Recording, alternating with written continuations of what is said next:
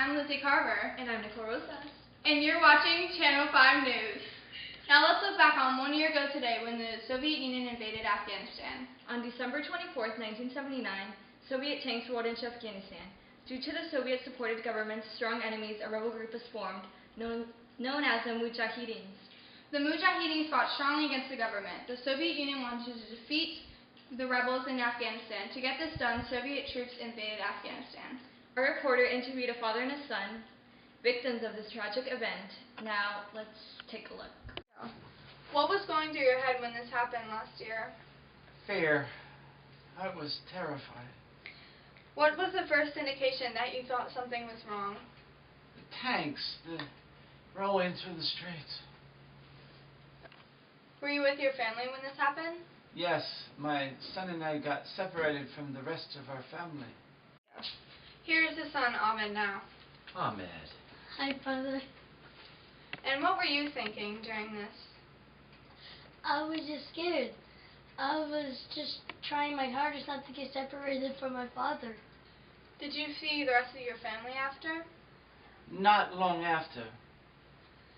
How are you and your family now? We're managing.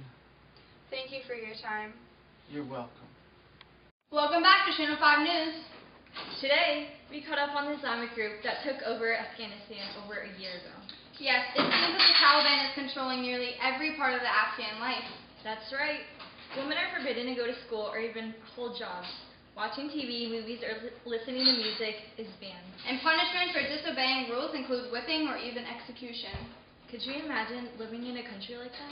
And getting executed for that? I certainly can't. Neither could I. What a shame.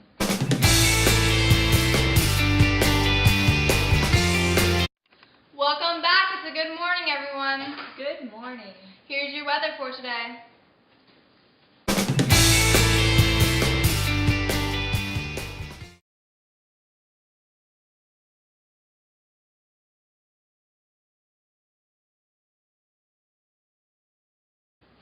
We want to tell you what we know, but we just got a report in that there has been an explosion in one of the two World Trade Centers in New York City. One report said we cannot confirm any of this, that a plane may have hit one of the two towers of the World Trade Center.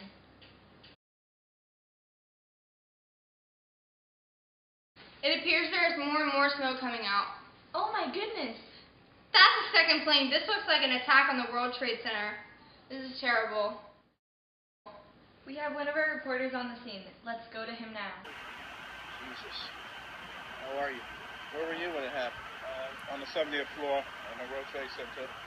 The building shook. It felt like it shook about 10 feet in each direction.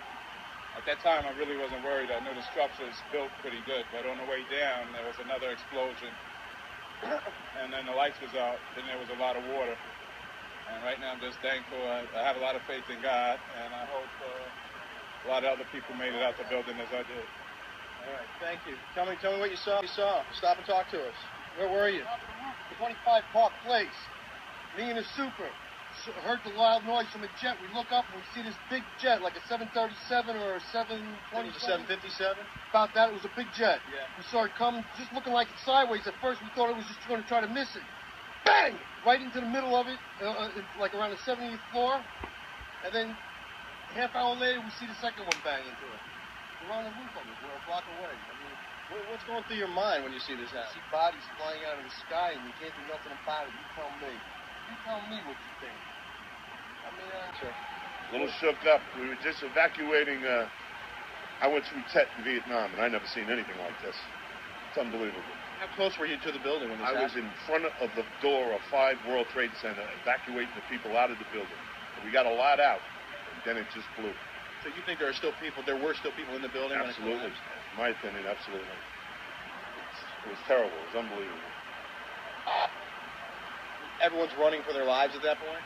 Well, we were orderly trying to get them out, and then it blew, and everybody, you couldn't move because you couldn't see. It was ash and smoke. So we followed the windows of the building down and got out into, I believe, Broadway. But I couldn't see because my eyes and my mouth were full. Somebody handed me this out in the street, thank God.